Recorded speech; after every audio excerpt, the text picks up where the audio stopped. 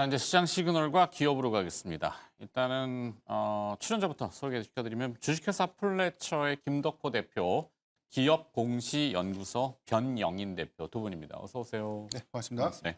자, 내용 봐야 되니까요. 김유정 아나운서 또 준비된 거 있죠? 네, 오늘의 첫 번째 시그널은 2차 전지에서 함께 포착해 보도록 하겠습니다. 결국 정답은 ESS였을까요? 오늘 삼성 SDI 5% 가까이 급등하고 있는데요. 시작의 상승은 풍문에서부터 비롯되었습니다. 모 언론사에서 단독 기사를 보도했는데요. 바로 삼성 SDI가 테슬라에 무려 3조 원 규모의 ESS 공급 가능성을 보도했기 때문입니다. 이에 대해서 오늘 아침 7시 57분 삼성 SDI는 해당 풍문에 대한 공시를 했는데요. 키워드는 미확정이었습니다. 긍정도 부정도 아니었는데 아직까지는 구체적으로 확정된 내용은 없다라고 이야기하자 시장의 기대감은 조금 더 커지고 있습니다. 정말 해당 수주를 받게 된다라면 현재 삼성 SDI가 스텔란티스와 함께 미국에서 건설하고 있는 합작 공장에서 납품할 것으로 기대가 전환되고 있는데요. 실제로 삼성 SDI는 지난달 실적 역시 부진했지만 이 현지 공장이 ESS로 전환할 것으로 기대하는 그 청사진을 제시하면서 주가의 상승 전환세를 보여주기도 했죠. 앞으로에 대한 기대감 함께 체크해 보셔야 되겠습니다. 이에 대해서 오늘 추가적으로 실적 나왔던 에코프로 그룹주도 함께 짚어보도록 하겠습니다. 물론 에코프로 비해 이 호실적 이후 흑자 전환 이후 현재는 윗꼬리가 또 길게 달리고 있습니다. 장 초반의 상승폭 반납하고 있는데요. 아무래도 현재는 코스닥 시장 내에서의 제약바이오와의 그 수급에 힘겨루기 때문으로 예측되고 있습니다. 하지만 최근 ESS 시장 이 급성장 덕분에 리튬 가격이 반등하고 있는데요. 1kg당 77위안 선 정도를 회복한 것으로 알려져 있고요. 시장에서는 계속해서 100위안 정도를 회복할 수 있을 것으로 전망하고 있습니다. 결국엔 리튬 가격이 반등하자 리튬 가격에 연동되고 있는 양극재까지 함께 반등하고 있고요. 이로 인해서 K배터리 소재주의 실적 개선세가 예측되고 있는데요.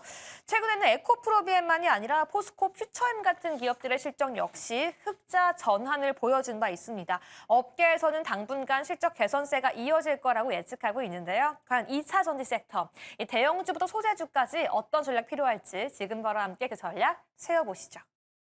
자, 오늘은 사랑의 배터리로 가겠습니다. 자, 에코프로비엠과 삼성 SDI. 삼성 SDI부터 얘기해 볼까요? 뭐 사랑의 배터리로 얘기를 하시니까 뭐 오늘 주가가 가장 많은 거 보니 투자자분들이 뭐 오늘 종교처럼 그렇죠. 네. 맹신하다가 몇 년 고생하고 다시 이제 부활에 지금 날개짓을 펼치기 때문에 뭔가 내용이 리얼한 게 있나 싶어서. 일단 뭐 3조 원 규모 관련해서 얘기가 나왔는데 이 약발도 지금 배터리가 다 된 것처럼 주가 네. 잠깐 오르다마는 좀 아쉬움이 있다라고 좀 말씀드릴 것 같은데 일단 SDI가 이제 테슬라랑 계약을 하게 된다. 우리가 이제 3년 동안 이 정도 물량을 계약을 한다는 가능성은 충분히 열려 있다. 뭐 이런 얘기들은 늘 많이 나왔었죠. 사실 이제 지금 테슬라 같은 경우에도 뭐 3분기 실적 굉장히 또 기대가 되고 또 4분기까지 넘어서 내년까지도 이제 중국 시장의 매출들이 계속 확대가 된다라고 했을 때는 뭐 충분히 그 물량들을 소화할 이제 생산 단지가 필요하겠죠. 다만 이제 지금 왜 테슬라가 갑자기 그러면 ESS를 계약할 가능성이 높다 이런 식으로 지금 이제 보도가 나오고 있느냐 이거를 이제 주목을 하셔야 되는데 일단 유럽향 매출은 지금 테슬라가 사실은 좀 조정을 받고 있는 상황이에요. 오히려 이제 중국 매출이 다시 이제 지금 강세가 되기 시작하면서 뭐 이번 9월 달에도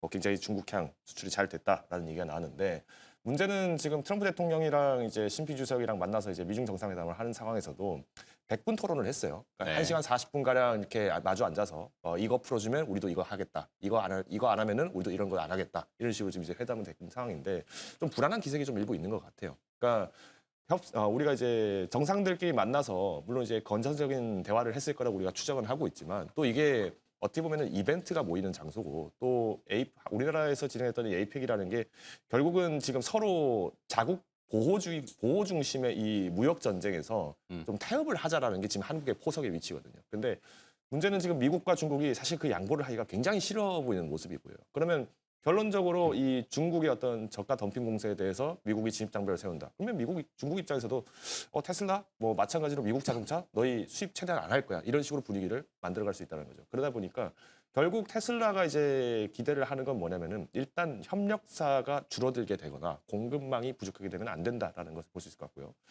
두 번째로 이제 그러면 이 3조 규모라는 거를 만약에 한다라고 했을 때 그러면 테슬라가 전기차에만 이거를 다 쓰겠느냐? 그건 아니라고 보거든요. 왜냐면 이미 지금 LG 에너지솔루션 같은 경우도 공급 규모를 굉장히 지금 크게 지금 잡고 있는 상황인데 네. 뭘 위해서 지금 이렇게까지 가능성이 있다라고 얘기가 나오냐면은 사실 테슬라가 지금 여기 하는 게 우리가 많은 분들이 생각하시는 거는 우리가 자동차, 특히 이제 EV, 전기차를 이제 주목을 많이 하고 있습니다. 근데 전기차 사업뿐만 아니라 뭐 이제 소형 가전 쪽 그리고 이제 대형 전력 설비까지도 지금 투자를 하고 있어요.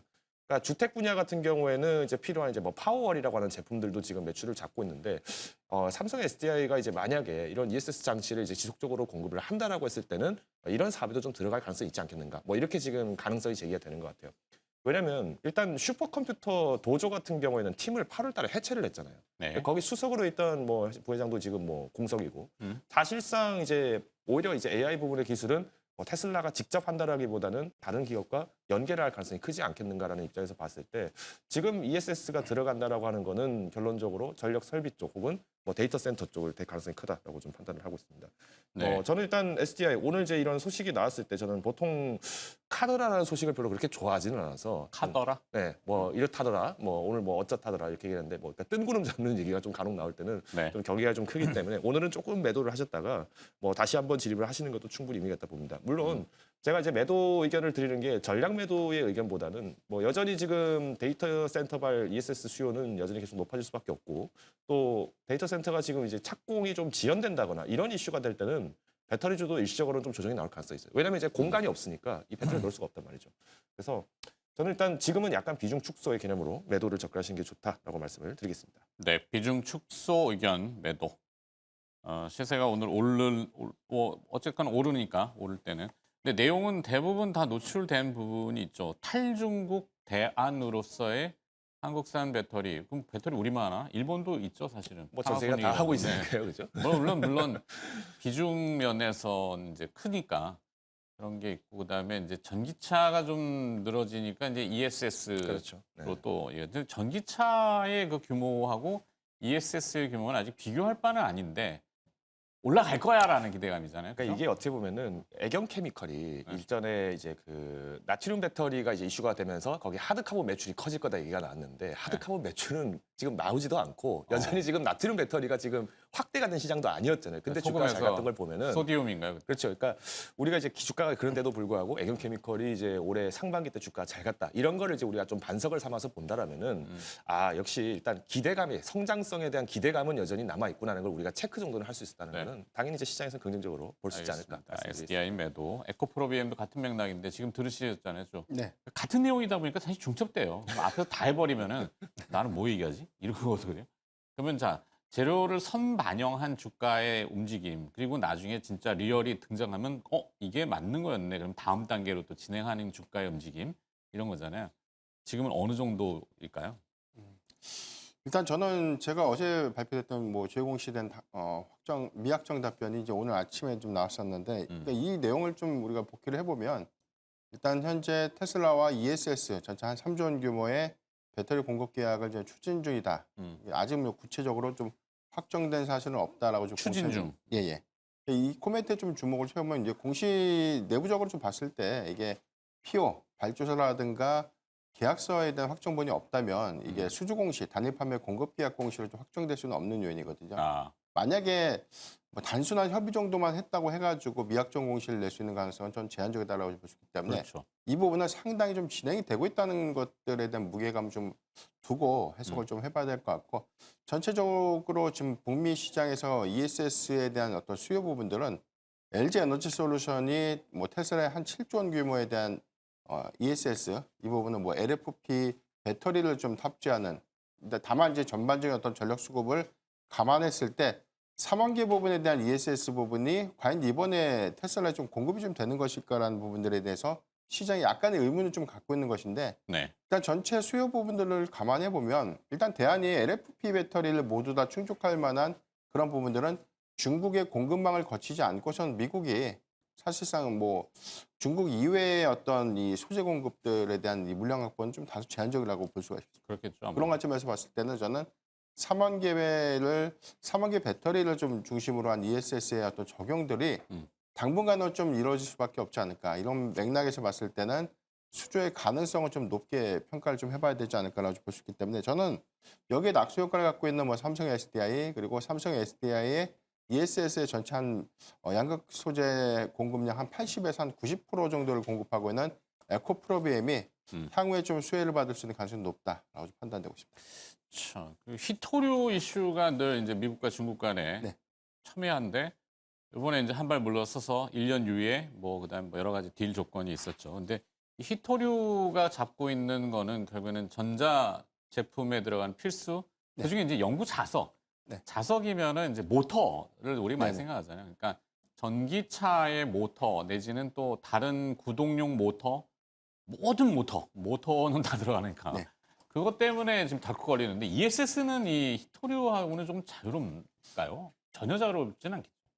ESS의 전체적인 원가 기준을 보면 이제 뭐 배터리에 들어가는 원가 요소라고 좀 봐야 될 것이기 때문에 사실 이게 히토류에 대한 공급량들이 주요 원가를 저는 그렇게 이제 많이 차지하고 있지 않다. 다만 우리가 좀 주시해봐야 될 부분이 대체적인 이 배터리의 원가 요소들에 대한 뭐 흑연이라든가 그렇죠. 그 이외에 관련된 2차 전지의 부가 소재들에 대한 대부분 원산지가 이제 중국이라는 점이죠. 이 부분이 만약에 미국과 중국이 일단 한 발 물러선 상태에서 전체적인 어떤 이 최악의 상황 국면들은 좀 피했지만 만약에 공급망에 대한 어떤 재편, 공급망에 관련된 어떤 규제 부분들이 조금 더 현실화되고 확장 기조를 좀 보일 수 있다면 이 부분은 전체적인 어떤 양산 캐파라든가 공급망을 좀 다변화시킨다는 관점에서 저는 일단 뭐 양산의 전체 캐파에 대한 상당한 영향을 좀 줄 수는 있겠다라고 볼 수 있지만 현재 기조를 봤을 때는 그 확장 기조는 좀 저는 제한적이다라고 볼 수가 있습니다. 네. 다만 이제 중국에서 보유하고 있는 핵심 자원에 대한 무기화를 이미 좀 확인했던 미국의 입장에서는 일단 뭐 후속적인 어떤 대안, 그래서 뭐 호주라든가 그 이외의 주요 국가들과의 공급망에 대한 재편 부분, 특히나 뭐 히토류의 경우에는 다른 루트에서에 대한 양산이라든가 채산성 확보를 위해서 이미 시작이 좀 되고 있다는 점들을 좀 감안해 보면 이전처럼 뭐 중국의 막강한 영향력들이 앞으로 좀 장기된 국면에서는 조금 더 이원화되면서 완화될 수 있지 않을까라고 좀 판단하고 있습니다. 네. 그러니까 뭐 NCM, 뭐 니켈, 코발트, 망간, 그다음에 LFP는 뭐 리튬, 인산 철이니까 철하고 뭐 인산, P. 예. 그럼 그게 뭐 히토류 같지는 않고 뭐 사실 니켈이나 리튬 같은 경우는 남미 쪽 광산들이 많잖아요. 뭐 네. 아르헨티나, 뭐 칠레 뭐 이런데. 네네. 이 미국이 아르헨티나에 공을 들이는 여러 가지 이유가 또 있겠지만 그러다 보니 하여튼 뭐 ESS 쪽은 조금 히토류에서는 그렇게 막 절대적이진 않다 그래서 대안으로 지금 ESS를 많이 얘기하는 거 뭐 데이터 센터 부지 설정이 아직도 안 됐을 텐데 네. 뭐 많잖아요. 용수 물도 네. 끌어와야 되고 뭐 전력도 전기도 끌어와야 끌어와야 되고, 되고 뭐 어디를 하려는가? 네, 하여튼 근데 거기 일단 지어지면은 ESS는 뭐 들어간다 일단 이거잖아요. 뭐 자동 탑재가 될 거라는 이제 기대가 있으니까요. 네, 돼야 되겠죠. 알겠습니다. 자, 에코프로 BM이죠. 네. 네, 이거는 전략을 어떻게 가져갈까요? 네, 대체적으로 뭐 오늘 아까 잠시 이전에 좀 실적이 좀 나왔죠. 영업이익이 한 507억, 컨센서스를 좀 소폭 좀 상회하는 실적이었기 때문에 뭐 주가의 반영은 지금 하락 전환을 해서 사실 뭐 오늘의 실적 발표가 좀 큰 주가에 영향으로 좀 작용하지 못했다라고 판단되고 있는데 중요한 점이 뭐 헝가리에 대한 공장 준공이 이번 연말에 좀 예정되고 있죠. 내년도 4월부터 본격적인 양극재에 관련된 가동이 상향될 수 있는 부분들이기 때문에 유럽의 주요 배터리 기업, 뭐 CATL이라든가 삼성 SDI에 대한 공급망 관점에서는 오히려 이익 기여를 좀 받을 수 있는 부분들이기 때문에 올해보다는 뭐 내년 2분기부터는 좀 본격적인 이익 개선들을 좀 주목해봐야 되지 않을까. 전체적인 어떤 상승분들, 특히나 뭐 2차 전지 섹터 주요 소재사들 경우에 20거래일 평균 주가를 보면 에코프로비엠이 상대적으로 좀 낮았습니다. 네. 이런 것들을 좀 감안했을 때 아직까지 캐짐이 좀 우려되는 부분들은 맞지만 ESS 관련된 어떤 이 수익성 전환 부분들은 좀 기대 요인들이 좀 될 수 있다는 관점에서 해석해 보면 저는 조정이 주는 구간의 분할 매수가 좀 유효하지 않을까라고 좀 판단하고 있습니다. 컨퍼런스 콜에서 헝가리 공장 내년 2분기 한개 라인 우선 가동 이렇게 또 나왔는데 하여튼 뭐 기사는 꼼꼼히 한번 읽어보시기 바라겠고 에코프로 BM에 대한 변영인 대표 의견은 매수. 네. 정리하겠습니다. 두 번째 시그널로 가볼까요? 네, 다음 시그널입니다. 이 첫 번째 종목은 FDA 풋모커가 그 세 번째 도전을 코앞에 두고 있는 HLB 그룹주가 오늘 시장에서 일제히 급등하고 있습니다. HLB 21%, HLB 제약 25.9%, HLB 테라피틱스까지 21% 말 그대로 급등을 하고 있는데요. 핵심 이슈는 첫 번째 줄입니다. 영국의 글로벌 자산 운용사 LMR 파트너스가 무려 한화 2,069억 원의 투자 유치를 한다라는 소식이 들려왔는데요. 단순히 그 금액의 크기만이 아니라 Y라는 왜의 질문을 해보셔야 될 것 같은데요.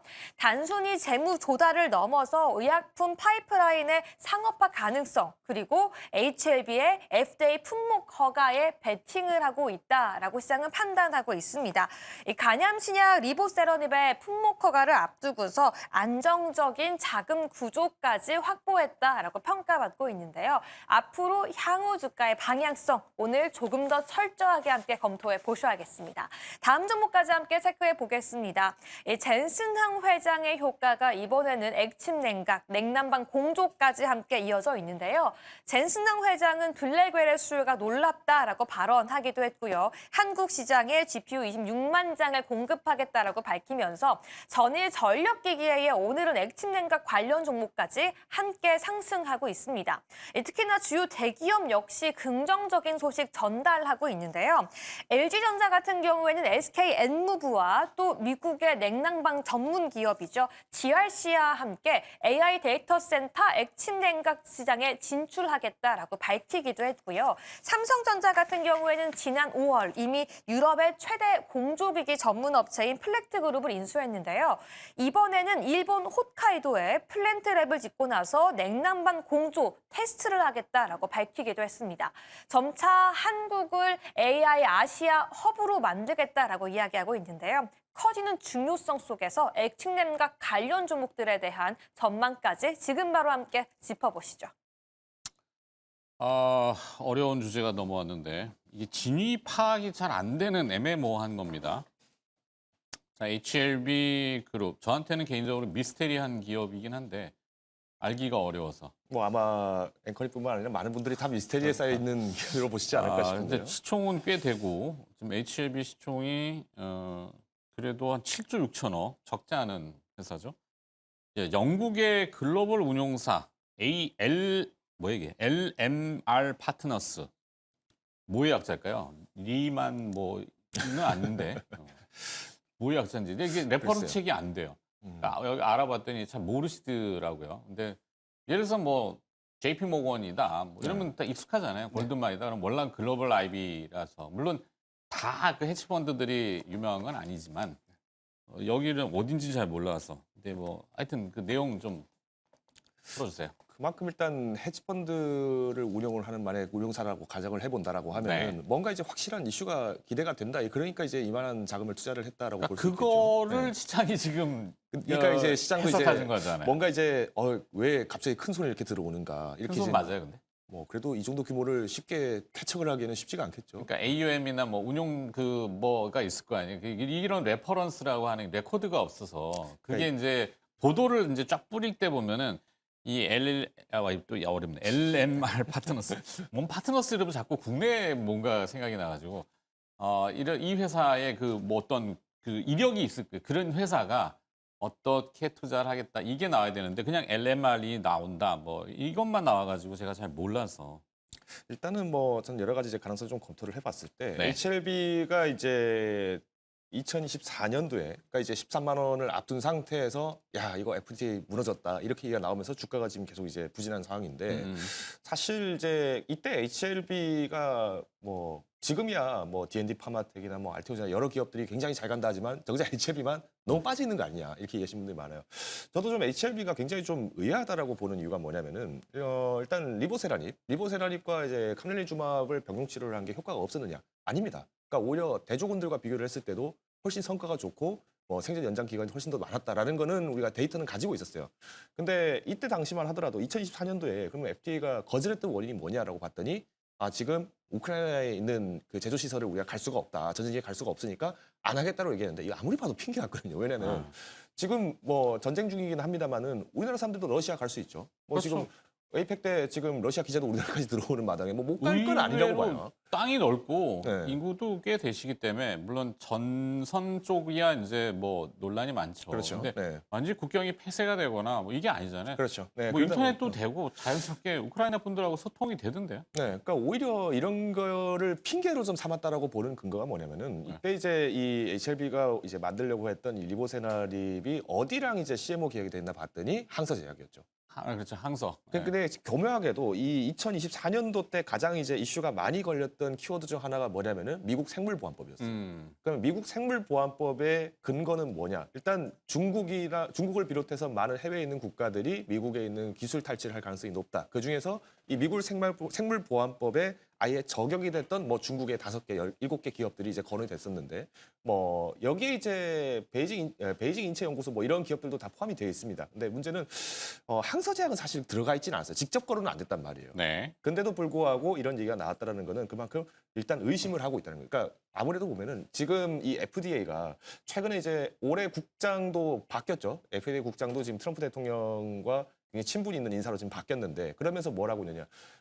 국가 우선 국가 우선 바우처를 이제 진행을 하게 되면서 기존의 신약 허가에 대한 기간이 한 10달에서 12달 걸던 거를 한두 달 만으로 땡겨버리자라고 얘기를 했던 거예요. 그러다 보니까 중국도 안 되겠다. 우리 맞불로 신약 심사 허가하는 거 우리 60일 이내에 끝내버리겠다라고 맞불로 지금 들어온 상황인데 그러면 이제 이 HLB 같은 경우에는 이 항서제약과의 이 관계를 만약에 빨리 끊어낼 가능성이 있다. 이러면은 이제 오히려 미국 쪽에서도 손을 벌릴 가능성이 크다는 거예요. 근데 이미 지금 이 HLB도 남대로 머리를 좀 많이 쓰고 있어요. 왜냐하면 중국의 항서제약 때문에 계속 지금 걸림돌이 되는 것 같다라고 내심 알고 있는 것 같아요. 근데 이걸 네. 티는 못 내니까 그래서 리보세라닙을 지금 향남 공장에다가 우리가 지금 시설 만들겠습니다라는 얘기가 지금 돌고 있었어요. 그래서 만약에 지금부터 준비를 한다 그러면 2027년도 상반기까지는 이제 거의 완공이 될 것 같다. 이런 지금 얘기가 스물스물 나오는 게 지금 눈치를 챈 것 같아요. 그러다 보니까 만약에 이게 좀 어느 정도 가시적으로 좀 확정이 됐다라고 한다면은 당연히 해외에 있는 기업들 같은 경우에 헤지펀드는 더 적극적으로 매수할 가능성이 있다는 거죠. 저는 일단 오늘 HLB 그룹이 그래도 전반적으로 이런 이제 기대감에서 상승을 했을 때 굉장히 좋은 움직임이 보이고 있다라고 봅니다. 근데 하루 만에 이렇게 20% 정도 올라갔다. 특히나 이제 지금 우리 보시면은 200일봉 기준으로 봤을 때 주가가 지금 오늘 이제 딱 안착을 한 상황인데 여기서 네. 이제 한 번 정도는 주가 다짐이 좀 나올 것 같아요. 그러니까 최근에 HLB 그룹이 계속 이제 안타까웠던 게 뭐냐면은 실적이 좀 안 좋았거든요. 그렇죠. 그러니까 1분기 실적 적자, 2분기 실적 적자. 그러니까 투자를 뭔가 적극적으로 하려고 하다 보니까 자금을 쓰다 보니 뭐 문제가 나온 것도 있는 걸로 보여지는데 매출은 또 늘고 있거든요. 네. 그래서 저는 일단 현재 시점에서는 한번 차익 실현을 좀 하셨다가 오히려 저는 이제 주가가 만약에 한 58,000원에서 이제 56,000원 사이 밴드에서 계속 안착을 좀 해준다. 한 2주 정도 이렇게 안착을 해준다라고 하면은 그때 한번 매수를 또 다시 해도 다시. 충분히 유효할 것 같다고 판단을 하고 있습니다. 네, 운용의 묘가 좀 필요하다. 빠른 적응이 좀 필요하다. 왜냐하면 이게 아주 들쑥날쑥하기 때문에 좀 그런 게 있죠. 여전히 미스테리라서. 이거 뭐 표현이 어렵네. 하여튼 HLB 오늘 네, 그렇고. 자, 두 번째는 K-엔솔 액침냉가. 이것도 심심하면 이제 등 들고 나오는 것. 심심하면이 아니라 자주. 서버 데이터 센터 뭐 어제도 우리 한번 저희가 다루긴 했어요. 답은 우주에 있나? 우주에 이제 극저온이 마이너스 270도니까 거기다 데이터 센터를 짓고 밑으로 그냥 쏘는 걸로 그 디지털 트윈이라는 걸 해보니까 지상에다 짓는 것보다는 효용성이 좋다더라. 그러니까 뭐 거기 올려야 되는 비용이 물론 있죠. 근데도 그럼에도 불구하고 이 냉각 비용이 전체 서버 운용의 전력의 한 30에서 50% 많게는 반까지 차지하니까 그래도 이제 액침 냉각이란 말이에요. 근데 액침 냉각이 이게 녹록치만은 않을 텐데 자 K-엔솔 네. 오늘 자꾸 뭘 의심해갖고 좀 삐딱하게 쳐다봐서 좀 그런가? 오늘 종목이 다 미스테리네요. 그죠? 좋게 근데 저희가 항상 그렇잖아요. 뭔가 이유 없이 급락을 하거나 아니면은 이거 괜찮은데도 주가가 급락을 하거나 막 떨어지면은 진위 여부에 대해서 이거를 것 같대요라고 좀 바로 잡아드리고 반면에 이제 뭔가 이 위에 오르는 거야 뭐 너무 좀 비성적인 급등이다라면 좀 이게 약간 이렇게 좀 틀어서 보는 게 속성이 돼가지고 자 K-엔솔 어떻게 해야 됩니까? 네. 오늘 액침냉각 관련 종목들이 시초에는 조금 상승폭이 좀 컸는데 현재는 네. 좀 상승폭을 좀 일부 되돌리는 좀 모습을 좀 보이고 있고요. 일단 제스낭 CEO 좀 방한 이후에 사실 뭐 AI 인프라에 관련된 투자 기대감들이 재차 좀 부각이 됐다는 점. 특히나 서버린 AI 정책 기대감들이 뭐 GPU 26만 장에 관련된 확보가 좀 연결되면서 네. 좀 여기에 뭐 중소형주의 어떤 수급이 좀 다소 좀 이전되지 않았나라고 볼 수 있는데 중요한 건 좀 액침 냉각 기술에 대한 상용화 관점 이 부분에 대해서는 자주 언급되고 있는 게 이제 KN솔입니다. 이 부분은 스페인의 액침 냉각 기술사 뭐 서브모아의 과거에 뭐 협력 기대감들이 좀 반영이 됐는데 냉정하게 좀 보면 일단 협력 기대감 이후에 구체화된 사업 신청 내용들이 좀 부재합니다. 그리고 이제 3분기 실적에 대한 내용들을 봤을 때는 동사의 경우에 뭐 산업용 클린룸이라든가 뭐 제약바이오 시설에 들어가고 있는 뭐 클린룸, 2차 전지의 주요 설비에 들어가는 뭐 드라이룸이라는 그런 설비를 좀 공급하고 있는 그런 기업인데 네. 일단 전년 동기 대비해서 전체적인 어떤 수익 지표가 좀 안 좋아졌습니다. 2분기 기준에서 보면 적자 전환을 좀 했었고 특히나 뭐 반도체 증설 투자 효과에 대한 기대감들이 이번에 일부 뭐 3분기 그리고 4분기에 확장기 조관점에 대한 기대감들이 있었지만 동사의 경우에는 냉정하게 실적이 좀 확인 여부, 그래서 3분기에 이익 전환 여부가 조금 더 중요하기 때문에 일단 이런 어떤 외형상의 요건들을 좀 우리가 유의를 좀 해봐야 될 것 같고요. 액침 냉각이라는 해당되는 어떤 기술의 상용화 관점, 그리고 이 부분에 대한 기대 요인들 좀 갖는 것은 맞는데 아직까지 데이터 센터의 현재 기술로 많이 보편화된 것들이 공냉식 기법이죠. 열을 그렇죠. 차갑게 좀 식히는 기법인데 이 부분이 뭐 전기세도 많이 들고 유지관리비가 좀 많이 든다. 그래서 이 부분을 좀 보완하기 위해서 이 수냉식 공법. 그래서 이제 물로 열을 식히는 공법이 좀 대세가 좀 될 것이다. 그런데 이제 아예 담가버리는 액침 냉각 기술이라는 부분들인데 사실상 일차적인 수혜는 해당되는 어떤 전도 효과들을 좀 차단하는 뭐 부동액 성격의 일부 냉각 유죠.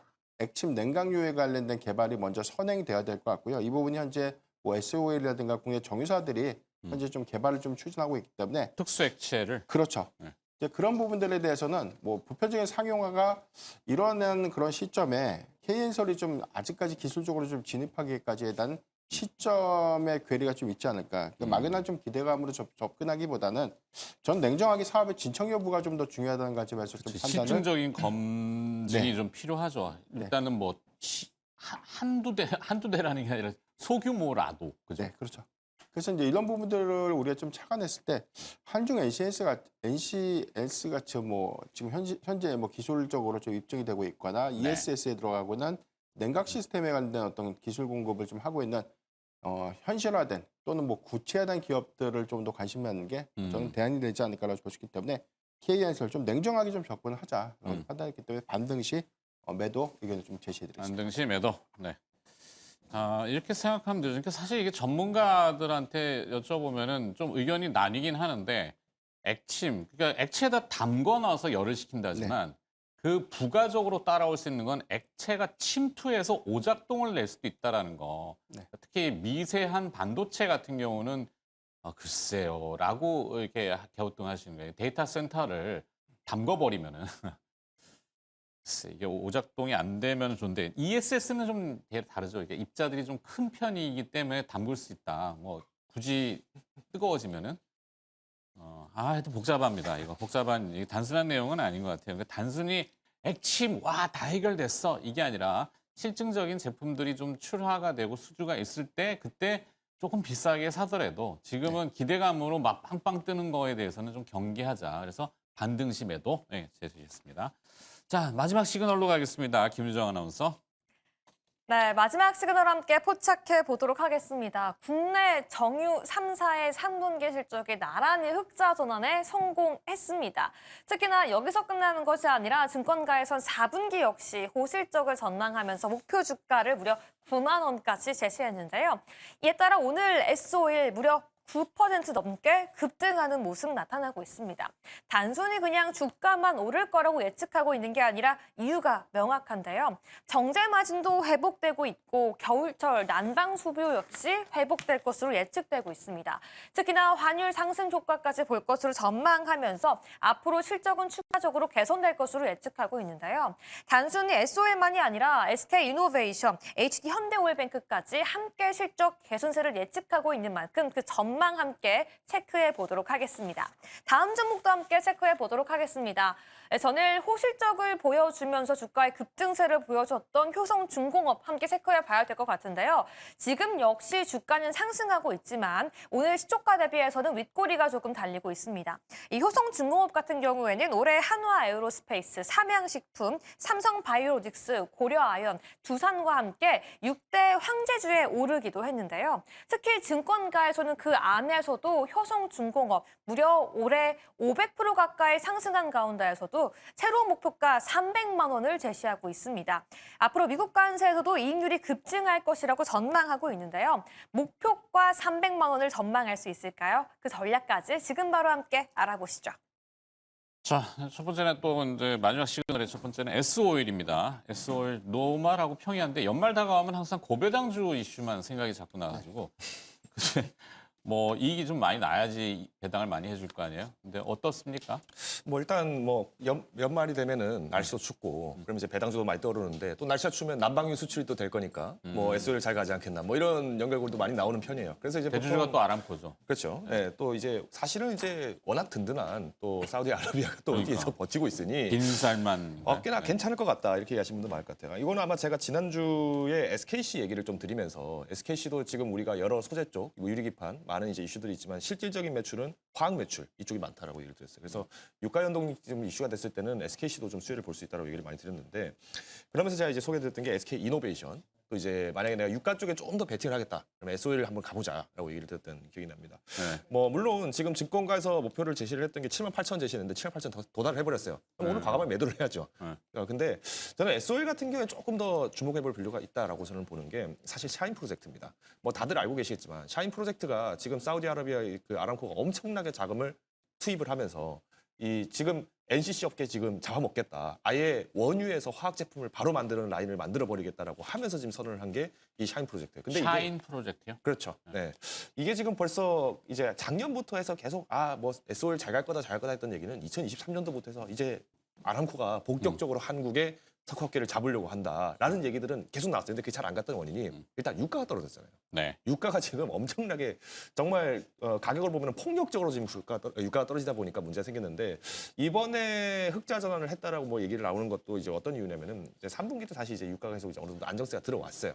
유가가 지금 반대를 하고 있고 또 다행스러운 거는 이제 여기 환율 영향. 사실 이제 환율이 지금 상당히 높죠. 그러니까 네. 여기에 대한 부담이 사실 수입을 하고 수출하는 기업들 입장에서는 당연히 부담이 될 수밖에 없습니다. 근데 오히려 지금 유가에 대한 레깅 효과가 지금 본격적으로 나오고 있는 시즌이 또 3분기, 4분기다 보니까 저는 차라리 지금 3분기, 4분기 정도의 단기적으로 봤을 때는 SOL은 그래도 한번 비벼볼 만하다. 한번 승부수를 볼 만하다라고 저는 좀 판단하고 있습니다. 그래서 일단 오늘 시장에서는 뭐 조금 아쉬운 분도 조금 계시겠습니다만 저는 한 7만 5천 원 이상에서는 그래도 여전히 매수는 아직 가능하다라고 좀 판단을 하고 있고요.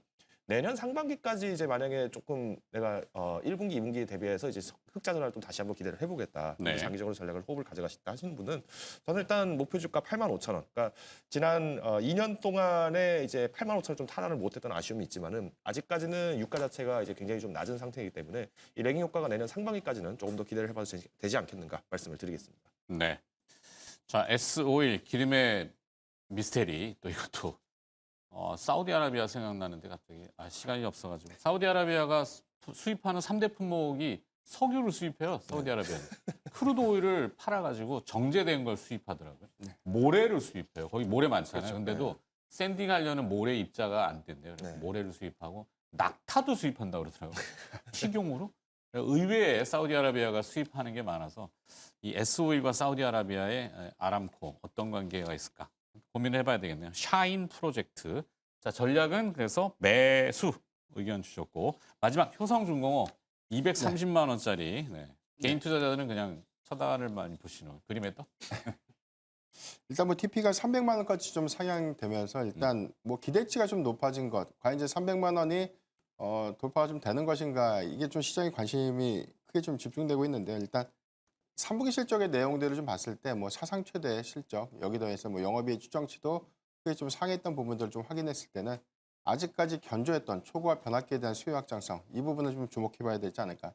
공급자 우회 시장이 제가 기억하기로는 한 2년 전부터 나왔던 얘기 같습니다. 이 부분이 3년 차가 되는 시점까지도 좀 확장 기조를 보이고 있고 이 부분이 장기 슈퍼사이클 특히나 증설 투자 효과가 있음에도 불구하고 아직까지 여전히 공급 부족 사태가 좀 심화되고 있는 부분들은 기존의 이 노후 전력망에 관련된 교체 수요를 좀 논외로 하더라도 데이터 센터형 초과 변압기에 대한 결단 수요가 오히려 좀 확장 기조를 보일 수 있지 않을까. 오히려 동사의 좀 기대윤들을 관점에서는 뭐 TP에 300만 원 상향 부분들, 그래서 여러 개에 대한 가치 부분을 얼마만큼 좀 반영시킬 수 있는가라는 관점에서 해석을 해봐야 될 것 같은데, 일단 내년도 상반기입니다. 창원 공장의 초과 변압기에 대한 증설 투자가 준공을 합니다. 이 부분이 3분기 실적부터 좀 본격화된다면 추가적인 선수주 물량이들의 반영 효과가 3분기 그리고 4분기 실적 기여로 좀 이어질 수 있겠고, 미국의 경우에는 멤피스 공장이 내년 말에 일단 준공을 좀 목표로 하고 있기 때문에 내년도 상반기부터 가동률이 본격화 좀 된다면 2027년도에 대한 사이클 기조 좀 명확하게 좀 더 유지될 수 있지 않을까. 이런 관점에서 보면 효성중공업의 목표 주가 300만 원의 괴리가 네. 상당히 좀 부담스러운 구간은 좀 아니다라고 좀 판단이 좀 되고 있고요. 저는 오히려 실적이 증명하고 있고 수주의 어떤 확장성들이 좀 유효한 그런 기업들의 경우에는 부담 없이 우리가 주목을 좀 해봐야 되지 않을까. 다만 좀 상승폭이 좀 큰 구간의 좀 진입보다는 조정을 주는 구간에 저는 모아가는 전략. 그래서 조정 시 매수 전략 유효하다는 점 참고하면 좋을 것 같습니다. 네. 그렇죠. 230만 원을 300만 원으로 올려봐야 뭐 어제 하이닉스는 60만 원에서 100만 원 거의 한 2배쯤은 올려야 그래도 좀 뭔가 이 업사이드가 있구나 이렇게 느끼실 텐데 그 별로 와닿지는데 목표 TP가 기간은 물론 중요하죠. 뭐 올해 안에 300이다 이러면은 굉장히 센 거고 네. 그 기간은 없죠. 그냥 항상 이제 한 1년 정도를 1년, 보통 이제 1년. 얘기를 네. 많이 하는데 오케이. 변동성이 그만큼 또 많겠죠. 맞아요. 자, 변영인 대표가 보시는 효성중공업 전략은 어떻게 할까요? 네, 조정 시 매수 의견 좀 제시해드리겠고요. 트렌드가 살아있기 때문에. 네, 일단 뭐 외인과 기관의 수급이 다소 좀 부재한 부분들, 차익 매물에 대한 욕구가 좀 이제부터 좀 반영되는 시점이 되지 않을까. 다만 뭐 3분기 어닝 시즌이 좀 종료됐지만 역시나 4분기에 대한 이 증설 투자 기대감들 그리고 내년도 상반기 증설 투자 효과에 대한 반영 효과들이 저는 유효하다는 관점에서 봤을 때 조금 더 연속성 있는 주가 흐름 봐야 되지 않을까 판단하고 있습니다. 알겠습니다. 자, 효성중공업은 조정 시 뭐 약간 분할의 개념으로 또 매수 전략 제시했습니다.